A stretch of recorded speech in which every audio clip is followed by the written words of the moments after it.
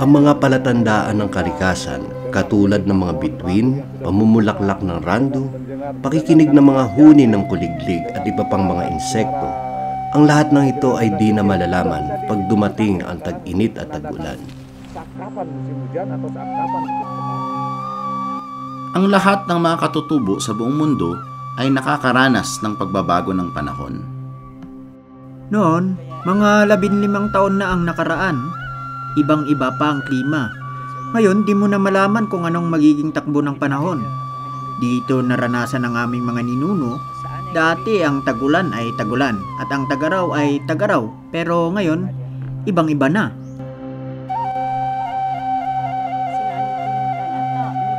Mas mabuti pa dati, kahit papaano, di gaanong malakas ang ulan. Pero ngayon, malalakas at tuloy-tuloy kapag umuulan.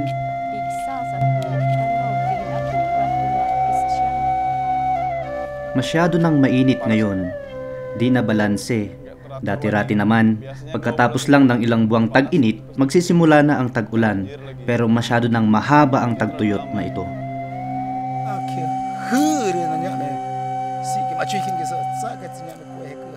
Malakas masyado ang araw ngayon, parang may apoy. Dati kapag nagtatrabaho kami sa ilalim ng araw ay pwede kaming matapos sa anumang oras. Pero ngayon ang tag-init at taglamig ay kakaiba at yung araw ay nakakasunog sa balat.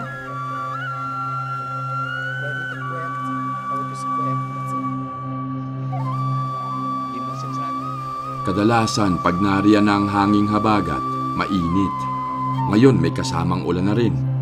Hindi na kagaya noon ng hangin. Nagbago na. Bakit kaya ito nagbago? Dahil ba nasira na ang gubat? Hindi namin alam.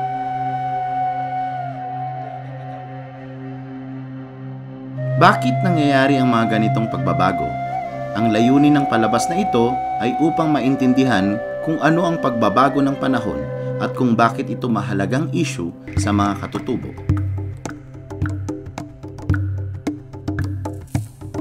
Pinag-uusapan ang pagbabago ng klima ng nakararami.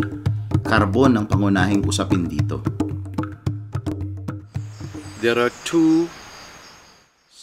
May dalawang uring sirkulo ng karbon sa ating mundo.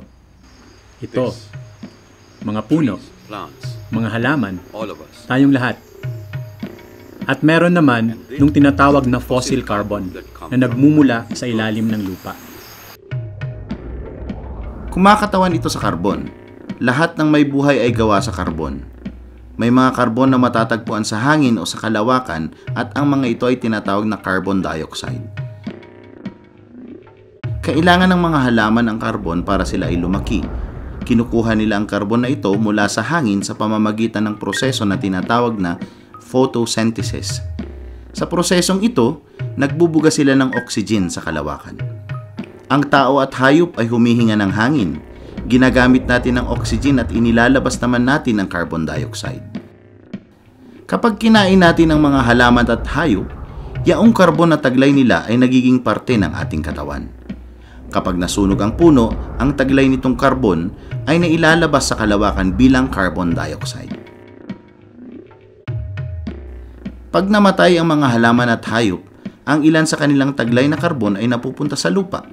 Sa nakaraang daan-daang milyong taon, ang mga patong-patong ng mga halaman at hayop ay nakabuo ng napakalaking reserba ng karbon sa ilalim ng lupa bilang petrolyo, langis at uling.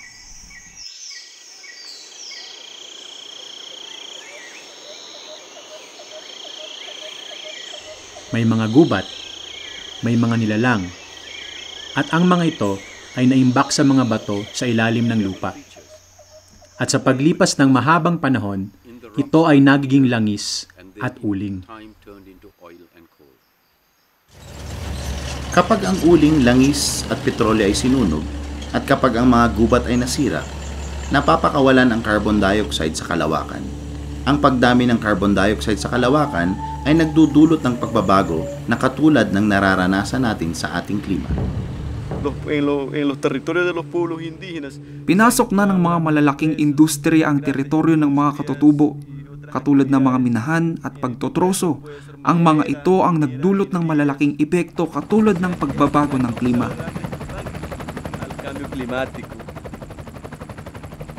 Kasabay ng mga pagbabagong ito ng panahon, bilang mga ordinaryong tao at mga katutubo rito, iisa lang ang aming pananaw. Nangyayari ito dahil ang gubat, ang mismong kalikasan ay nasisira. Ito ang dahilan kung bakit may mga pagbabagong ganito. At alam namin ito. Paling itu yang kami ketahui begitu. Pero ngayon, dahil sa pagsusunog ng mga kagubatan at pagsusunog ng petrolyo, pati ang kalawakan ay nawasak.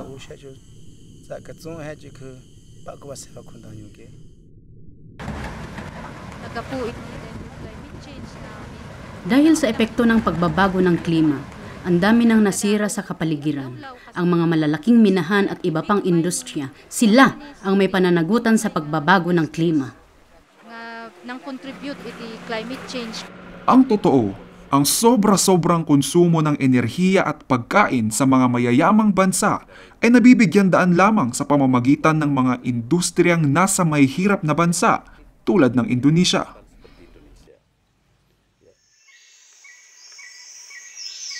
Sa mahigit 200 taon, ang mundo ay nakaranas na ng maraming pagbabago.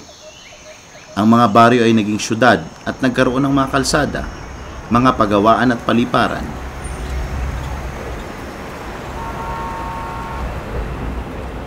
Marami ring mga gubat ang pinutol at sinunog.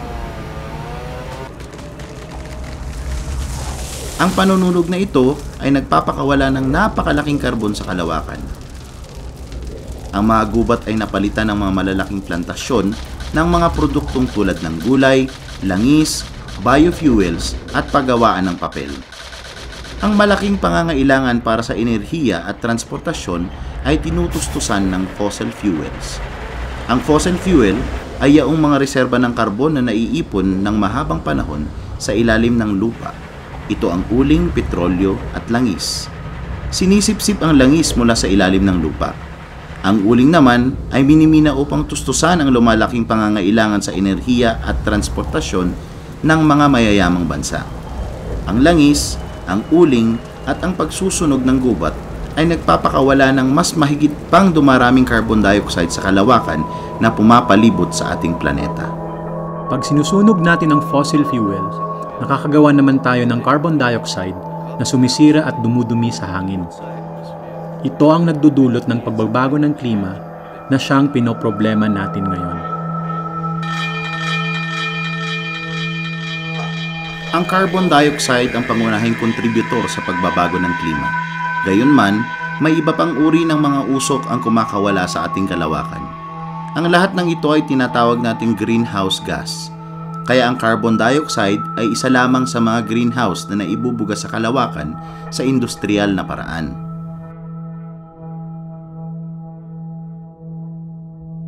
Libo-libong metro kubiko ng yelo ang natutunaw. Ito ang nangyayari sa iba't ibang mga bansa, di ba? Doon sa North Pole at sa mga malamig na lugar. Pero bakit kami apektado dito sa Lombok at sa iba pang mga mas maiinit na lugar? Dahil ito sa pagkatunaw ng mga yelo na siya namang nagpapataas ng level ng tubig sa dagat. Kaya ayun, sa panuntunan namin dito, kahit saan pa mangyari yan, lahat tayo ay apektado dahil tayo ay nakatira sa iisang daigdig. Ang dami ng greenhouse gas na napapakawalan sa kalawakan ay tumataas. Ang epekto ng tumataas na emisyon na ito ay di lang nararamdaman ng komunidad kundi pati sa buong mundo. Habang mas maraming usok na kumakawala, mas marami ring pagbabago sa panahon. Karaniwan, ang silahis ng araw ay tumatalbog mula sa lupa at bumabalik sa kalawakan. Ito ay nagbibigay ng sapat lamang na init sa lupa para tayo ay mabuhay. Ngayon, dahil sa mga ekstrang carbon dioxide sa kalawakan, ilan sa mga silahis ng araw ay nakukulong. Ito ang tinatawag na greenhouse effect. Bilang resulta, tumataas ang ating temperatura. Lalong bumabagsik ang tagtuyot. Ang mga yelo at nyebe ay natutunaw. Ang nyebe sa matataas at malalamig na lugar ay natutunaw na nagdudulot ng pagtaas ng tubig sa dagat. Nagiging pangkaraniwan na rin ang mga matitinding bagyo at pagbaha. ang klima ng mundo ay nagbabago.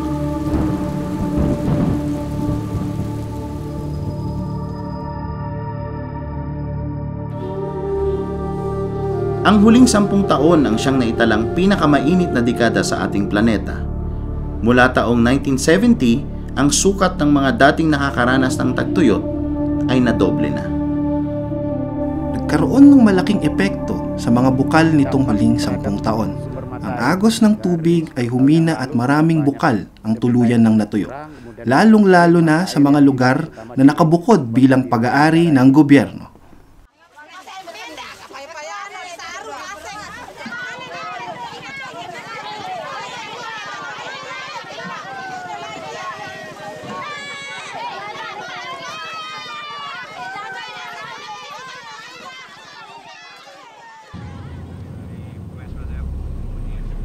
Noong taong 2005 at 2010, nakaranas ng kakaibang tagtuyot ang Brazil. Ang mga maluluwang na ilog ay nagsimulang sumikip. Ang mga bangka ay nabalahaw, ang libu-libong mga hayop at isda ay nangamatay.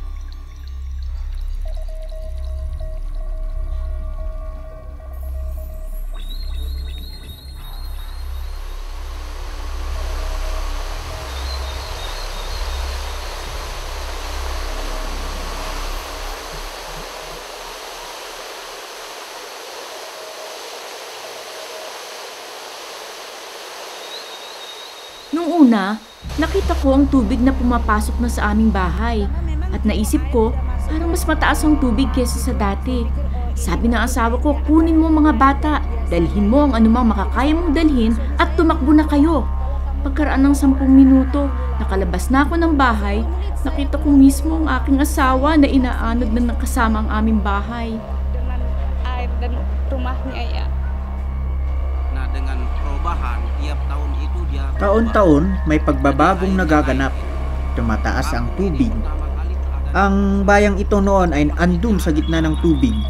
Ang moske ay nandun 50 metro pa ang layo noong 1984. At kada taon, tuloy-tuloy naming nararanasan ang pagguho ng baybay. demi tahun itu mengalami ini. Terus ini. Laut semakin melebar, tempat tinggal Ang dagat ay lalong lumalawak, habang paliit ng paliit naman ang mga lugar na pwedeng tirahan. Ang mga kahoy sa pampang ay naglaho na. Naging dagat na lahat. Sa bayan ng Caracas, nawala na ang mga kabahayan. Lahat, sinira ng bagyo.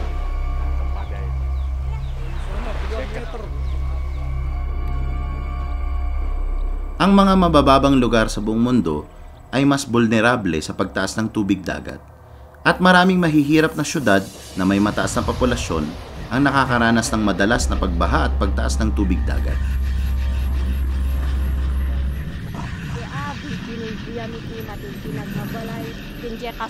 Pinapanood namin habang nahuhulog ang mga kabahayan. At itong parte ng bundok, ay gumuho!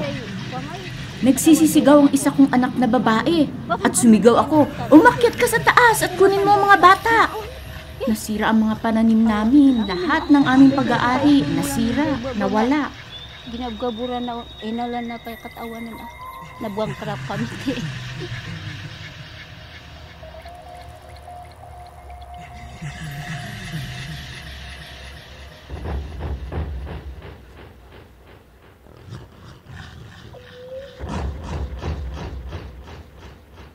Bumulwak ang tubig mula sa ilalim ng lupa.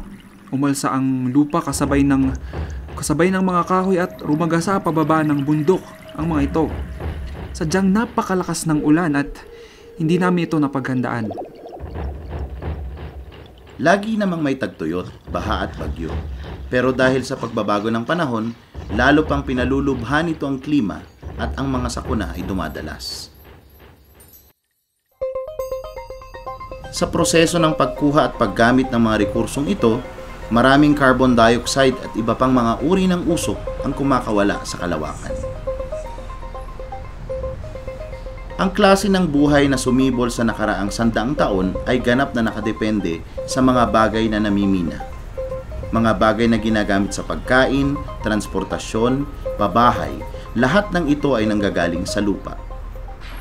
Tayo ay namumuhay na lulong sa fossil carbon. Tayong mga modernong tao, Tayong naglilibot sa buong mundo. Tayong naglalakbay gamit ang mga sasakyan. Tayong naninirahan sa syudad. Di natin kayang mamuhay na wala ang mga fossil fuels na ito. Mas gugustuhin pa nating isakripisyo ang ating mga sarili, ang ating mga anak. Isakripisyo ang ating kinabukasan para dito. Libo-libong taon na kaming mga katutubong naninirahan dito sa Amazon. Pero hindi namin kailanman binulabog ang klima ng mundo. Ito ay hindi paninira sa mga taga-Europa o mga industrialisadong lipunan. Pero ang kanilang kaalaman, ang kanilang mga industriya, ang kanilang teknolohiya ay nagdulot ng gambala at kaguluhan sa klima. Ibig sabihin ay hindi tama ang pagkakaintindi sa konsepto ng kaunlaran. Que está muy mal definido el concepto de desarrollo.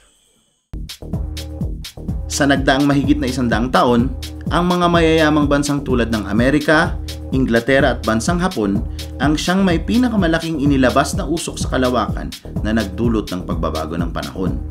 Ngayon, ang ganitong klase ng pag-unlad na nangangailangan ng napakataas na enerhiya at konsumerismo ay kinokopya na ng maraming mga umuunlad na bansa sa Asia, sa Timog Amerika at sa Afrika.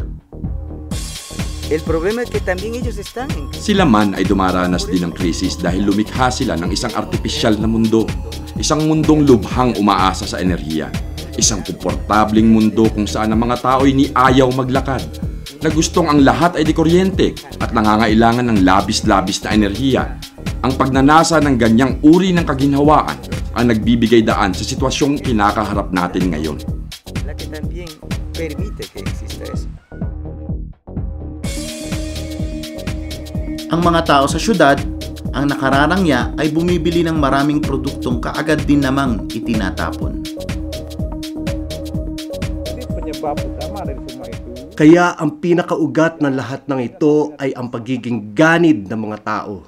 Ito'y sukdulang kasakiman.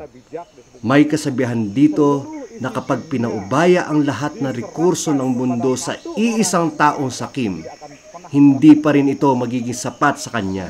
Ngayon, may paniniwalang ang kalikasan ay nilikha lamang upang magkaloob para sa tao. Ang mga paniniwalang ito ang siyang dahilan kung bakit lubusang sinasamantala ng tao ang kalikasan para sa kanyang kapakanan. Dimanfaatkan secara besar-besaran oleh manusia itu sendiri.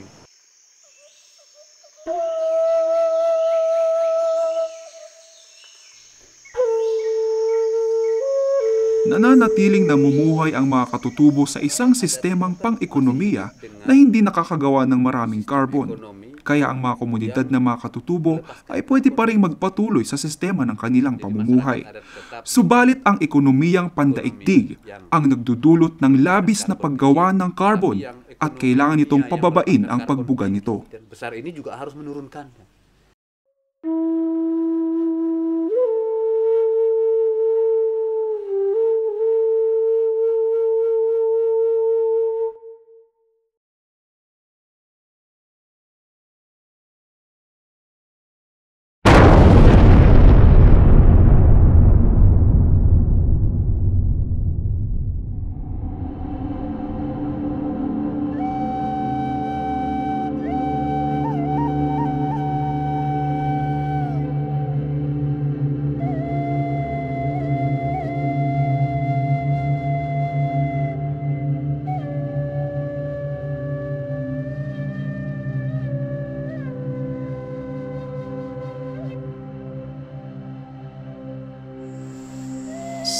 Kapag ang inang kalikasan na ang nagalit, wala na makakapigil sa kanyang bagsik.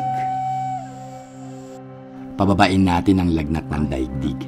Dahil pag di natin naibaba ang lagnat, tayo ay mamamatay.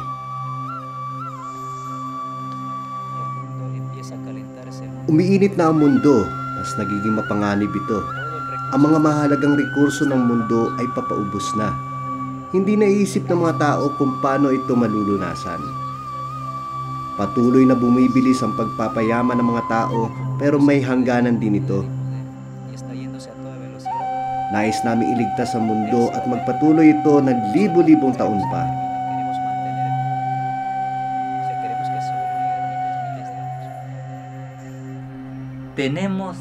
Kailangan nating hanapin ulit ang diwa ng buhay. Kailangan nating pahalagahan ng buhay kaysa ang pagkamal ng kayamanan.